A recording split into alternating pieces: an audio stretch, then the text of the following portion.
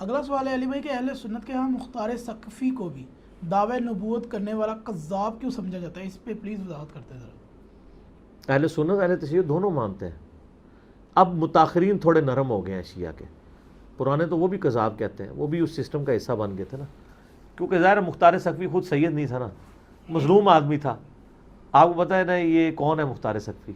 عبداللہ بن عمر کا داماد نہ نہ عبداللہ ابن عمر ان کے داماد ہے. نہیں بہنوئی ہیں، ٹھیک ہے. اور ان کے والد صحابی ہیں. مختار ثقفی جی جی، ابو عبیدہ ثقفی جو شہید ہوئے تھے جنگ قادسیہ سے پہلے ہاتھی کے نیچے آ کے، اور وہ عمر سیریز میں وہ فلم بھی فلمایا بھی ہوا ہے. یہ امیر تھے اس وقت، ٹھیک ہے، بہت بہادر تھے. یہ غسل شہادت کر کے گھر سے نکلا کرتے تھے، اللہ نے ان کو شہادت کے درجے تک بھی پہنچایا. ابو عبیدہ ثقفی، ان کا بیٹا تھا مختار بن ابو عبیدہ ثقفی. تو مختار کے بارے میں ایک ترمذی میں روایت ملتی ہے کہ میری امت میں ایک کذاب اور ایک ظالم پیدا ہوگا، اور اس کے ساتھ وہ پھر لکھتے ہیں کہ امام ترمذی کے کہا جاتا ہے کہ وہ کذاب مختار ثقفی ہے. یہ سب سے کمزور جملہ ہوتا ہے محدثین کا، کہا جاتا ہے. کہا جاتا تو بہت کچھ غلط ہے، سنا کے سننی، سند نہیں انہوں نے بیان کی. اس طرح کا کہا جاتا تو مسلم شریف میں لکھا ہوا ہے امام مسلم کے شاگرد نے کہ وہ جو بندہ قیامت والے دن کے قریب جو دجال کے خلاف کھڑا ہوگا نا، کہا جاتا ہے کہ وہ حضرت خضر ہوں گے.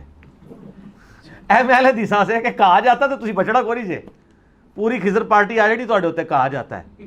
تو ہم وہ کہتے ہیں مسلم شریف کے جو راوی کے الفاظ ہیں وہ کہا جاتے ہیں، وہ مسلم شریف کا حصہ نہیں ہے کہ حضرت خضر فوت ہو چکے.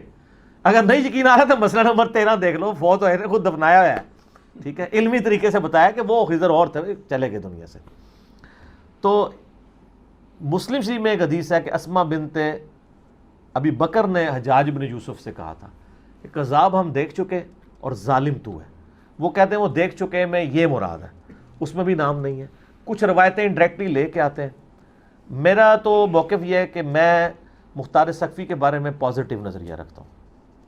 اس کی وجہ یہ ہے کہ مختار ثقفی کے ماننے والوں کے پیچھے سنن کبریٰ البیہقی میں آتا ہے کہ عبداللہ بن عمر نمازیں پڑھا کرتے تھے. اگر اس نے دعویٰ نبوت کیا تھا تو اس کے پیچھے نمازیں کیوں پڑھتے تھے؟ یا آپ ثابت کریں کہ آخری عمر میں انہوں نے کر دیا تھا. اور وہ جس طرح کی امبیگوس روایتیں لے کے آتے ہیں نا، اس طرح کی روایتیں تو اس سے بڑھ کے صوفیاء کے ہاں ملتے ہیں، ان کو تو کوئی دعویٰ نبوت نہیں کہتا. یہ یاد رکھیے گا مختار ثقفی نے آل امیہ کی بیج کنی کی تھی. اس کے حاسدین بہت تھے، اس لیے پوری کوشش کی ہے اس کے مخالفین نے گھڑنے کی ایسی باتیں کہ ان کو بدنام کیا جائے. تو اس لیے اس معاملے میں یعنی میرا مختار ثقفی کے اوپر کلپ بھی چڑھا ہوا ہے کہ اس معاملے میں میرے پاس کوئی مضبوط دلیل نہیں ہے کہ میں اتنا ایکسٹریم حکم کسی کے بارے میں لگا دوں. ٹھیک ہے، تو میں ان کے بارے میں پازیٹیو نظریہ رکھتا ہوں.